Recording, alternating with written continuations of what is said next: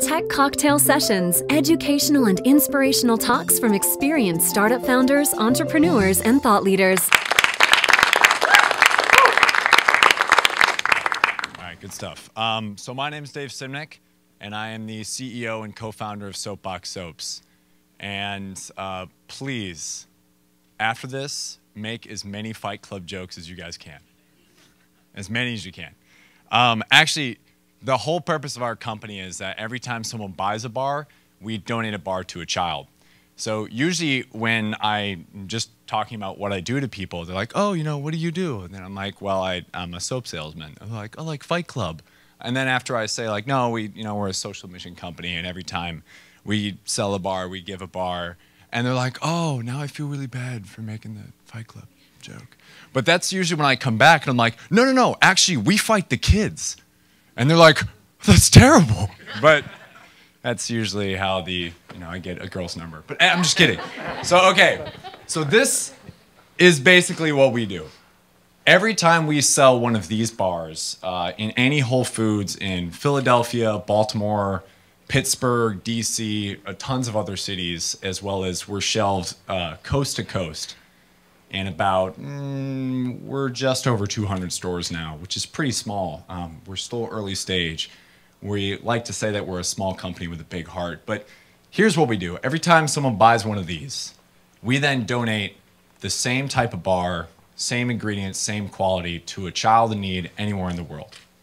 So whether it's in Haiti, Uganda, Kenya, Thailand, Costa Rica, any of our aid partners, which we work with as big as UNICEF, all the way down to like community groups, that goes internationally.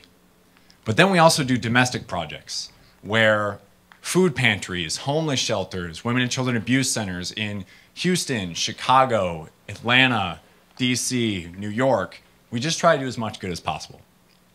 So what I'm gonna do for the next couple minutes is tell you guys how we took this from Fight Club in my basement. I legitimately made the first batch in my basement, which my roommates were like, what are you doing? Like, is this Breaking Bad? Like, what are you, like, is this soap? You sure? No. Well, actually one did. But the point is, everyone's like, you can't do this. There's no way you can do this. There's Unilever, there's Procter & Gamble, there's Colgate-Palmolive, there's thousands of soap companies out there. There's people who go to farmers markets. There's mothers who actually know how to make soap. What are you gonna do to actually start a soap company? And much to what you brought up, it takes big cojones to believe that you can actually go out there and go against the big guys. So I'm gonna talk about 6 things we did and pretty much lay it out as 6 different steps that whatever your idea is, whether it's service-based, whether it's in our vertical, which is consumer product goods, or whether it's a tech company, there's 6 things that when it comes down to marketing, from basically seed to big time, that we in the SoapBox team always consider. First is know who your customer is. Here's the thing. This, as much as I would love it to, would not sell to me. Or at least not right now. And the reason being is, when I shop for soap, I go out and go, okay, I have $100, 98 of it's going to beer, 2 of it's going for everything else. Walk through CVS, all right, Irish Springs, thank you, and that's pretty much how I shop.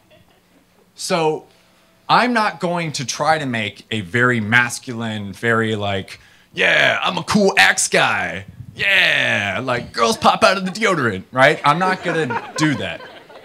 So the first thing that you do when you're trying to figure out where you're gonna launch your company is find out who's actually gonna buy it. Now, that's step 1. Step 2 is find out why they wanna buy it. Now, there's a much better TED Talk than what I'm trying to attempt to do right now. Simon Sinek. Dan, did I get it right? Yep. I was saying like, yeah, okay, so some other people have it like on their cache or actually watching it right now. They're like, what? Who? So Simon Sinek basically does this amazing TED Talk. And if you're thinking about starting something, you're halfway through, You're an investor in the room that's just like, yes, tell me more about this kid soap. All right, so Simon Sinek basically says this. It's not the how, it's not the what, it's the why. Why does anyone want to buy your product? There are a lot of commodities out there, hence there are a lot of soap bars and soap companies. And usually, when you're looking at the type of consumer that I described as myself, they're gonna look at soap as a commodity. I care about beer, so I don't care about soap. But there are tons of people who do care about soap. So when you start thinking about this, you're like, okay, there are a lot of companies that go, how? How? Okay, soap cleans you. How? It's actually a surfactant process. It's the lye acting with the oil. All right, so how? We have a better soap. That's the how. The what? Okay, we're a natural soap. We only use this ingredients. We're handmade in America. That's the what. But the why? Why should I care about your brand? Because we save kids' lives. Because we give consumers the ability to make a sincere and meaningful difference in the world. If you look at great companies that actually come over here and address the why, Apple. Why do I buy Apple computers? Because they're a company that wanted to change the world. And I want to change the world too. Why do people actually take the little sticker that come with most Apple products and stick it on their car? Because they want to be known as an Apple consumer. So when we were starting this company, we were like, look, there are many different ideas that we had. Dan and I, like, nonstop, all the time, just come up with different ideas. And I have a notebook, as soon as I find it. Let's see, how many pockets can one have? A notebook full of ideas. But the one that we decided to go with had the best why. So when you're looking at stage one, find your consumer, then you look at stage two and say, okay, why do they want to buy it? So this is what we did for us. We were like, we care about the mission. The fact that 24,000 children under the age of 5 die every day from preventable diseases. That's a big number, and that's every day. And then specifically 3,000 of those deaths can be prevented with something as simple as a bar of soap and water. So that's the why. But if you guilt people into buying things, they're only going to buy it once or twice. Why? We call it the Sarah McLachlan effect. How many of you guys have ever seen that PETA, or not PETA, sorry, it's the Humane Society ad, where like you start to see it, just show of hands. You start to see it come on, you're like, where's the remote? I need the circuit, oh no! Oh, and you're just like, oh, the puppies, oh, I'm stuck. And then you just can't wait till the next ad comes on. Even if it's a Pepsi commercial, you're just like, yes, give me Pepsi. So what we did wrong the first time, after we established, look, our target demographic is a her, she's 25 to 65, she may drive a Prius, she owns Apple products, and she likes Starbucks. Her name is Jessica. She also wears Toms. So we were like, okay, that's who she is. Why? And we were like, well, there are tons of kids dying every day. Let's tell her about how many people are dying every day. Turns out we would have people buy our product once, maybe twice, and then what happened is it dropped off. Why? Because we weren't actually focusing on the why. We were focusing on the what. What do? We save kid lives. That's great. Why do people buy it? Because they want to feel like a good person.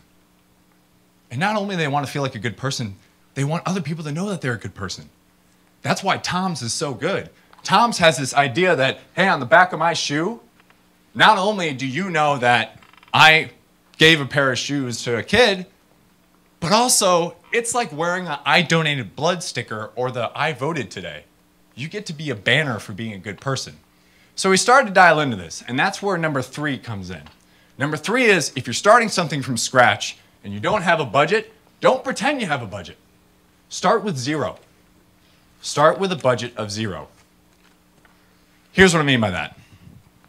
If you have a product that really is meaningful to people, then it shouldn't cost money to actually spread the word. If it's basically taking you everything in the world to try to get up that hill and try to just like get your friends and family to care about it, you may want to rethink the value proposition of your product. Or you messed up stage 1. If we would have targeted the college kids who care about beer, a la me, circa 2 days, I'm just kidding, no, 3 years ago, we would have missed the mark. So we got stage 1 right, we learned about how we failed in stage 2, and then when we got to stage 3, we actually made that mistake too. We went out and hired a fancy PR firm, and they were, they sold us, and we were just like, oh, this is great, this is wonderful, and we didn't see the ROI. Why? Because if you don't have a budget, don't act like you have one. Be scrappy. Here's one of the biggest things that we learned. Your friends and family will support you and shout at the top of their lungs on their Facebook and the tweets and like everything like that. They will shout at the top of their lungs about how cool your product is. They're not doing that because of your product, they're doing it because of you. They care about you. But if you look at this first circle of friends and family, they'll do anything that you really ask. That's great. The second circle around them, they don't care. They care about the why. So what you have to go for is, okay, I got my friends and family, this is free fuel. I need to make sure that I use this wisely, and you can only ask them so many times before they're just like, who's calling me? Ooh, not the soap guy. Seriously, you will lose friends fast, and it doesn't matter how many times you're just like, here's a free bar of soap. They're like, where'd you make this again, your basement? Because the last time didn't work out well. Still got a rash. Like really, that's from experience. Don't ask too many times. So make sure you get it right. So by the time you're at stage 3, start with 0. This is what we did. We were like, okay, our perfect place to hit our target market is Whole Foods. So Dan basically went into Whole Foods about a year ago and was like, we didn't have packaging. We didn't have a concept of what the packaging is look like. This is our 5th attempt on packaging. And I say attempt for a reason. We legitimately had bars of soap with twine around them. And Dan was like, hi. I'm from a company called SoapBox. You're actually the leading retailer of organic and natural products in the world. Would you like to shelve us? And they were like, security. And then we went back. And then we went back. And then we went back. And eventually they were just like, oh, fine, okay. We will give you 1 store. You have 1 store to prove your point. It's gonna be a store opening. If you sell records amount of soap, we'll start expanding you to other stores. So what'd we do? 0 budget. I stood there and demoed for 5 days. And every person that walked into that store, and I think Dan actually has like photos of this, like I became the stalker soap guy.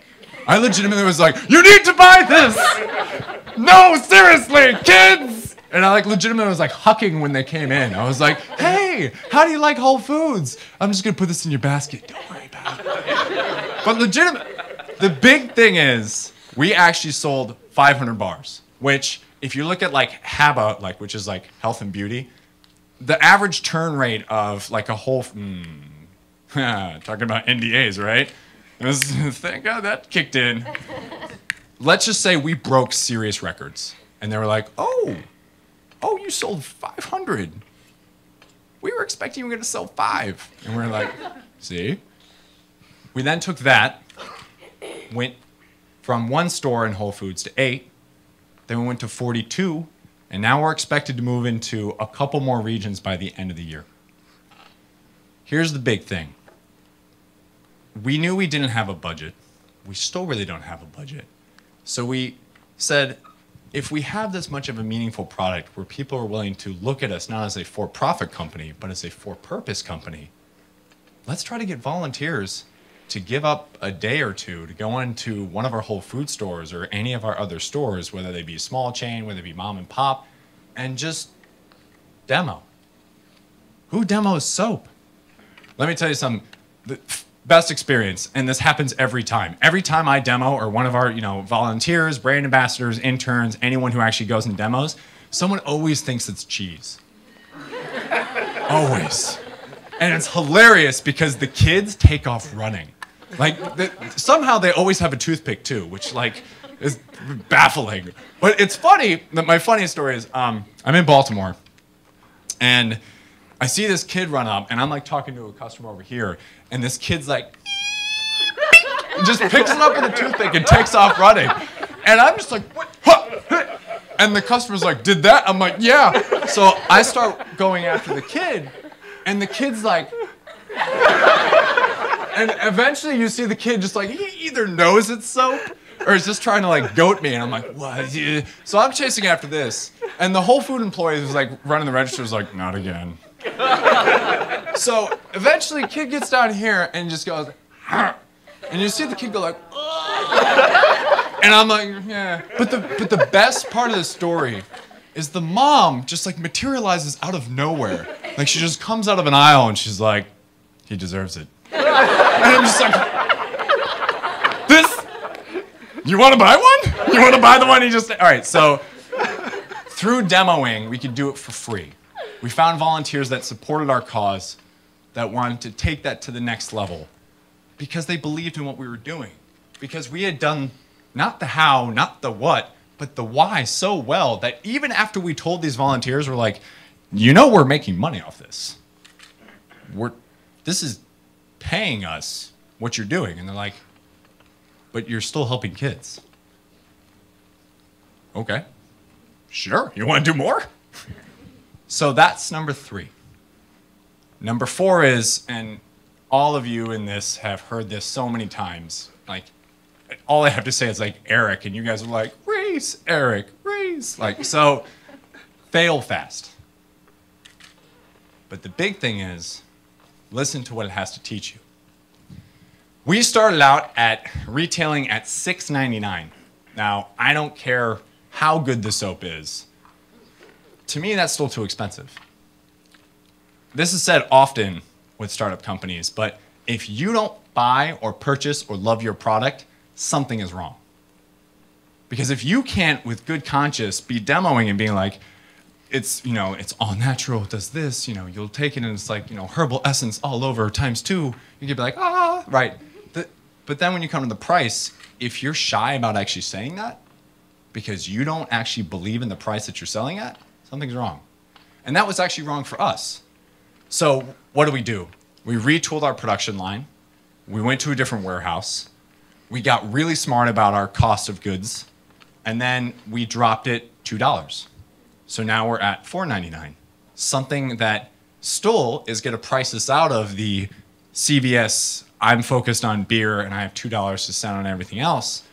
But it does get us in a new range. So that was our first failure. We priced ourselves out of the majority of the market. Okay for Whole Foods, not great. What do we see after we did that? We started growing. But we actually did this on purpose. Why?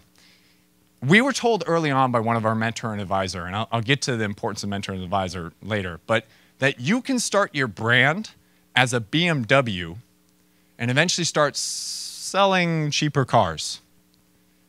If a BMW, like if BMW basically releases a 100 series, you're still going to think it's a BMW. Yes, it's a cheaper car, and you're aware of that, but it still has the brand that means quality. It's a precision instrument.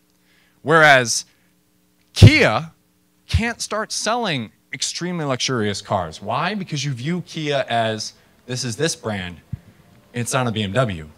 So when we first started out, we were like, okay, if we want the evangelists, the free press, the earned media of the world actually really excited about our bars of soap, we need to start as a premium product and then eventually go down to mass market.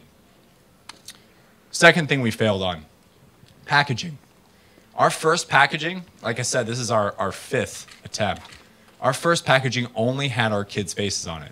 Well, actually, it was technically our 4th. But our 4th packaging that went first in mass production to major retailers like Whole Foods only had our kids' faces on it. And actually, if you go into any of the Whole Foods in around the area, which I hope you do, we still have that packaging because we haven't switched it out yet. Here's what we heard. 1, too much Sarah McLachlan. It's a kid staring at it. We thought that it was going to be a 2x4 effect of you're going to walk through the soap aisle and be like, ah, Dr. Bronner's, kiss my face, kid staring back at me. What? We thought that was going to happen. It didn't. Why? Because we actually didn't convey the message, and we went too far in the charity aspect. The big thing about failing fast is you just have to iterate faster. Learn the lesson, A/B test the crap out of it, and then basically go, okay, you know what? This is working better than this one. So we have know your customer. We have Why is your customer going to buy it? We move on to the third stage, which is? No. I'm sorry, I used to be a former teacher, so this is where I would start throwing Jolly Ranchers at people. And be like, ha, ha, ha, ha, ha. Okay, so start with 0 is number 3. Fail fast is number 4. And then finally the fifth one, second to last. The fifth one is know your weaknesses. We're at that stage now where we've done so much free press, and we're not huge. We haven't made it. We've done enough where can actually stand back and be like, that's cool, but that's not enough, and it won't be for quite some time.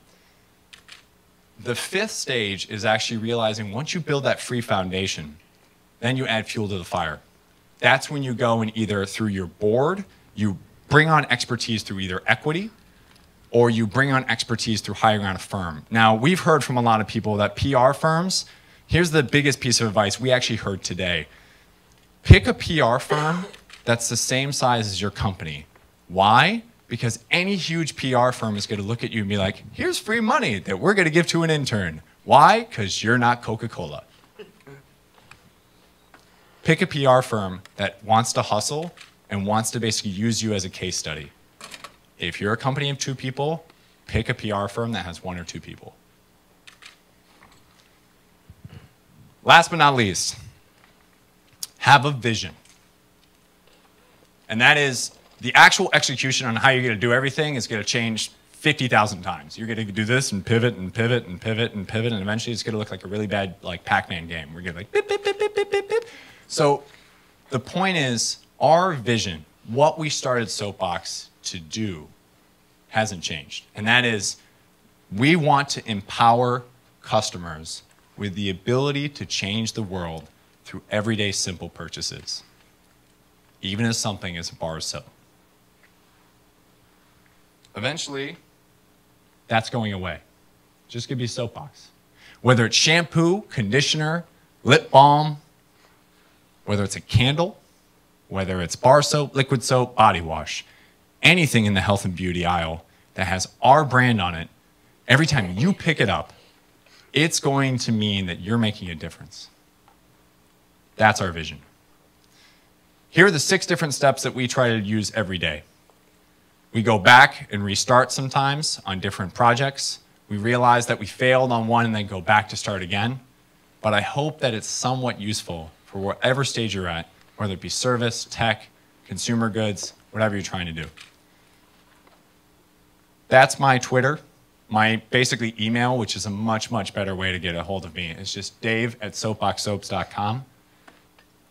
The only reason I'm standing here, and we have such a far, far, far way to go, is because people took the time to answer my questions. So I want to take the time to answer yours.